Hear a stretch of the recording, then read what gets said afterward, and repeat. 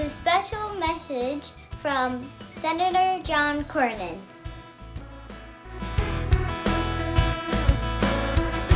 Let the Lord make you strong. Depend on His mighty power. Ephesians 6:10. Put on the whole armor of God that you may be able to stand against the schemes of the devil. For we do not wrestle against flesh and blood, but against the rulers, against the authorities, against the cosmic powers over the present darkness, against the spiritual forces of evil in the heavenly places. Therefore, take up the whole armor of God, that you may be able to withstand in the evil day, and having done all, stand firm. Stand firm then with the belt of truth buckled around your waist. Stand therefore, having fastened on the belt of truth, and having put on the breastplate of righteousness. Hello, boys and girls. It's me, TJ. I hope you've been learning how to be strong in the Lord, like me. Last week we learned about God's belt of truth. Did you make a belt? I know I did. Take a look. Ooh, cool, huh? This week we're going to learn a story about a man named Balaam.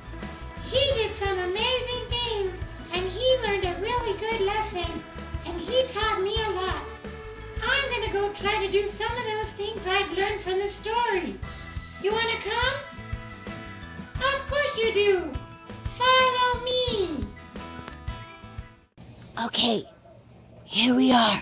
Shh. Be very quiet.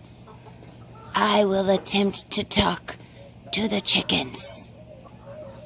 Shh. Excuse me, Mr. Chicken. I was wondering if I could ask you a few questions if you have time for me. Mr. Chicken, I have a few questions to ask you. Like, how do you lay your eggs?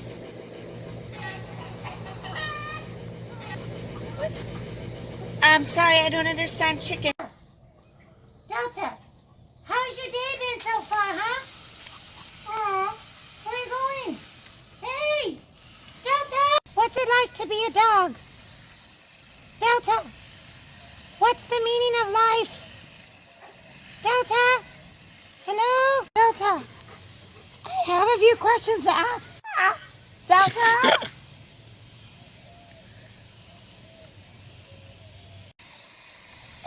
No luck.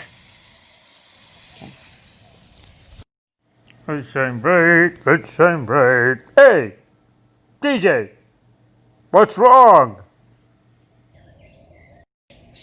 I'm trying to talk to animals, just like Balaam did in the story that I heard from the Bible, but none of the animals want to talk to me. What? DJ, come on now. The animals can't talk. Animals don't talk. Come on now. I mean, come on. The Lord makes animals talk, TJ. That's the only way animals can talk. Unless you're a parrot. It is only the Lord Almighty who can make animals talk. Oh, I thought that's what the story was all about. To teach me how to make animals talk to me. No, TJ. That's not what it was about. The story is about a man named Balaam who tried to do what God wanted him to do. Eventually, Balaam was righteous when he realized the full power and might of God and followed his command. Huh? I tell you what, TJ, let's watch the story and we'll talk about it. Okay. Then the Israelites traveled to the plains of Moab and camped along the Jordan River across from Jericho. Now Balak, the king of Moab, saw all that God had done for the Israelites and realized they were powerful. He and his followers were very afraid of them. So King Balak called on a sorcerer named Balaam, who would bless and curse people for their money. Balak sent out messengers. Tell Balaam that these people have come out of Egypt and have taken over the land around me. I want you to put a curse on these people because they are too powerful for me. Maybe then I can defeat them in battle. For I know that whoever you bless is blessed, and whoever you curse is cursed. When Balaam got the message, he asked God what to do. God told him, "Do not go with them. You must not put a curse on these people, because they are blessed." Balak kept offering more money, but Balaam said no amount of money could make him disobey God. But God's first response wasn't enough for Balaam, and he sought God's answer again. This time, God tells Balaam he may go, but only speak what God tells him. The next morning, as Balaam was riding his donkey, God sent an angel to stop him. The donkey saw the angel of the Lord standing in the road with a sword in his hand, and it turned off the road into a field. Balaam beat the donkey to get it back on the road. 3 times the donkey turned away, and 3 times Balaam beat him. All of this happened because Balaam was spiritually blind and could not see the angel in front of him. Then the Lord opened the donkey's mouth, and it said to Balaam, "What have I done to make you beat me these 3 times?" Balaam answered the donkey, You have made a fool of me. If only I had a sword in my hand, I would kill you right now. The donkey said to Balaam, Am I not your own donkey, which you have always ridden, to this day? Is this how I normally behave? Well, no. Balaam answered. Then the Lord opened Balaam's eyes, and he saw the angel of the Lord standing with his sword. So he bowed down low and fell face down. The angel of the Lord asked him, Why did you beat your donkey 3 times? I have come here to stop your recklessness. The donkey saw me and turned away from me 3 times. If it had not turned away, I certainly would have killed you by now, but I would have spared the donkey. Balaam said to the angel of the Lord, I have sinned. I did not realize you were standing in the road to stop me. If you want me to, I will go home. The angel of the Lord said to Balaam, Go see the king, but speak only what I tell you. When Balaam met with Balak, he told him, I must speak only what God puts in my mouth. Balak kept asking Balaam to curse the Israelites, but each time Balaam would speak, he could only pronounce blessings towards God's people. Balaam continued to tell of God's greatness and ultimately predicted the coming of a great king. God had protected the Israelites from Balak's curse and instead blessed his people through Balaam. When God sent King Jesus, he protected us from the curse of sin, and we too can be blessed through Jesus.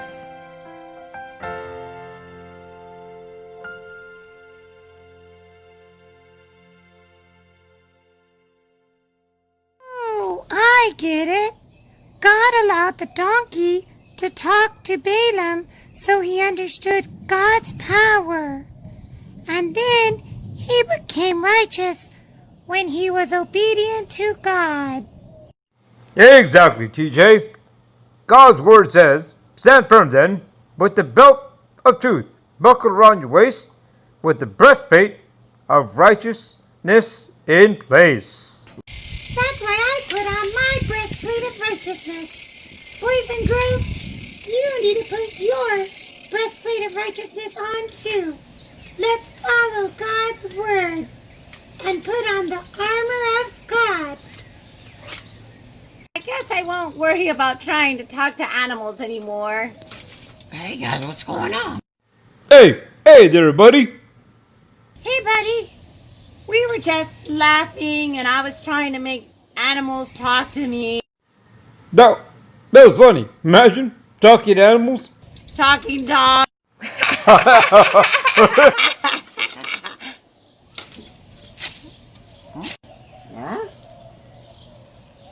Tell me what you thought about that story.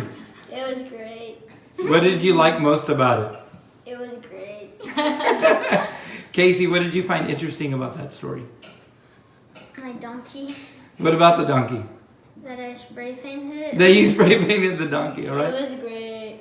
It was great, all right. What else? Bella, what did you find interesting about the story? That God gave the donkey the ability to talk. Okay, Casey, does Lulu ever talk? No. No? Nah. If Lulu could talk, what would Lulu say? It was great.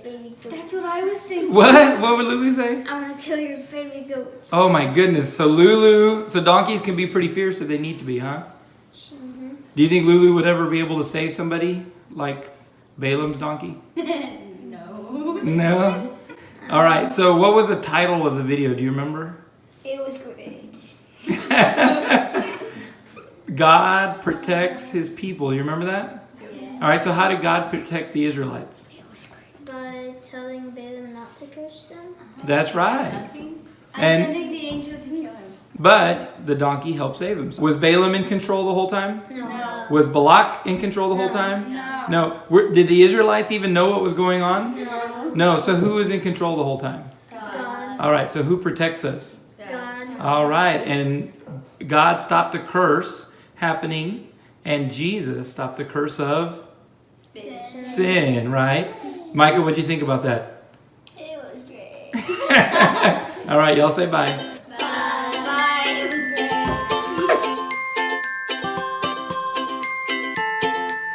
Hi, I'm Texas Senator John Cornyn. I want to say hi to my friends at the Treehouse Club and to all of you watching at home. I'm glad to see our faith leaders working to bring peace and hope to our children and their families during these troubling times. Like so many families across Texas, I've found reading and exercising are good ways to bring a sense of normalcy to life. A Bible verse I've been thinking of lately comes from Psalm 62, verses 1 and 2. My soul finds rest in God alone. My salvation comes from him. He alone is my rock and my salvation. He is my fortress. I will never be shaken. I've been thinking about that verse a lot while working with my friends in Washington to help solve this crisis. And I hope it brings you the same comfort it's brought me.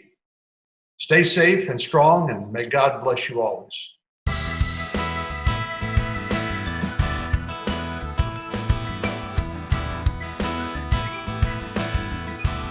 Go to our webpage to get all our Vacation Bible School materials.